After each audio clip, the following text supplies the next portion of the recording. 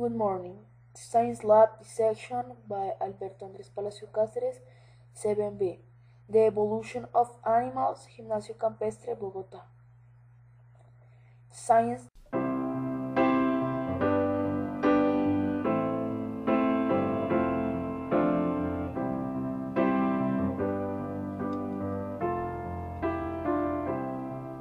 When I find myself in times of trouble, Mother Mary comes to me. At first seeing, you can see in the middle the baby shark that was desiccated. In the right, you can see a normal fish, and in the left, a fish without bones. Also, we have here three types of different species of animals. In the right, we have a fetus of a pig, in the middle a turtle, and in the left, finally, a frog.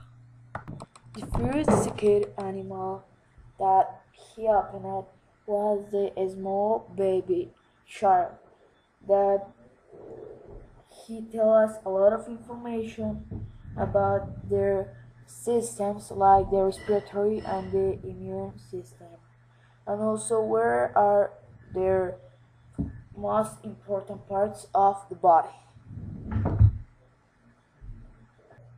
I learned from the science teacher that the stomach is a part of the digestive tract of a shark between the front and rear parts of the intestine, and also that the liver builds producing digestive glands, and also that the heart blood pumping organ comparing vernal very in for visual info. Like other fish, sharks extract oxygen from seawater and it passes over the gills. Finally, the food moves from the mouth to the G-shaped stomach, where it is stored and initial digestion occurs. Unwanted items may never get passed into the stomach. That's how the digestive system of a shark occurs. After the lamprey, shark, bonyfish, and axolotl, we have the amphibians that have a really important role in this part of the evolution of the animals, that is, the frog. First, the digestive system of a frog contains the organs of the digestive tract or food tube and the digestive glands. From the esophagus, showed food moves into the stomach and then into the small intestine. Also, bile is a digestive juice made by the liver and stored in the gallbladder. Also, the indigestive materials pass through the large intestine and then into the cloaca, the common exit chamber of the digestive, excretory, and reproductive system. The respiratory system contains of the nostrils and the larynx, which opens into lungs, hollow sacs with thin walls. In the other hand, the central nervous system of a frog contains the brain, which is enclosed in the skulls, and the spinal cord, which is enclosed in the backbone. Nerves branch out from the spinal cord, and the frog skeletal and muscular system contains of it frameworks of bone and joints, to which nearly of the voluntary muscles of the body are attached.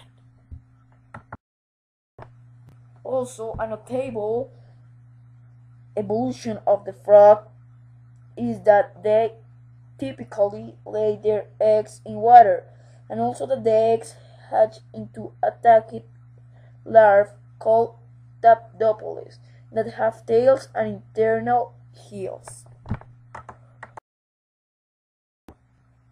Finally, after finish our amphibian and reptiles part of the evolution history of animals, we are with the mammals, and we choose the example of a fetus of a baby pig. Okay, we are going to start with the digestive system.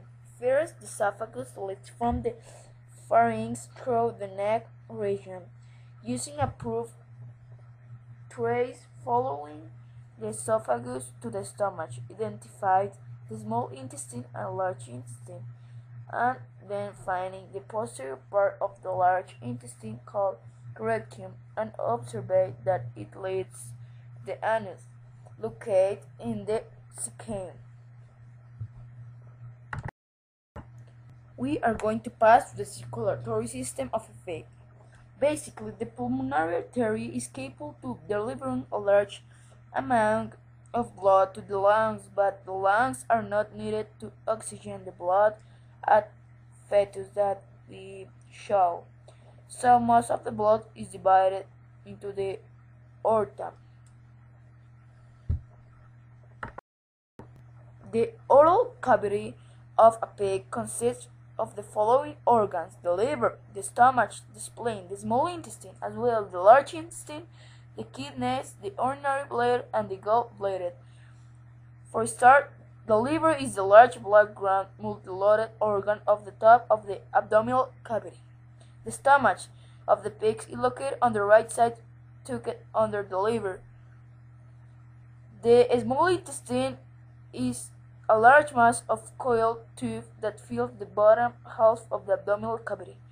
As well, the large intestine is a big coiled loop fused together.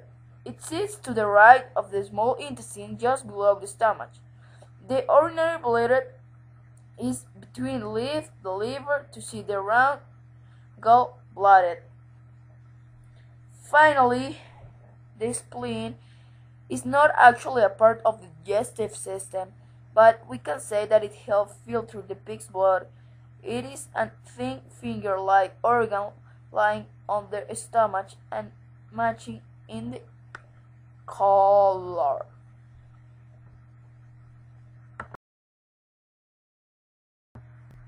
Finally, we can establish that the animals are changing in the evolution of the history because they need to be adapted to different environments.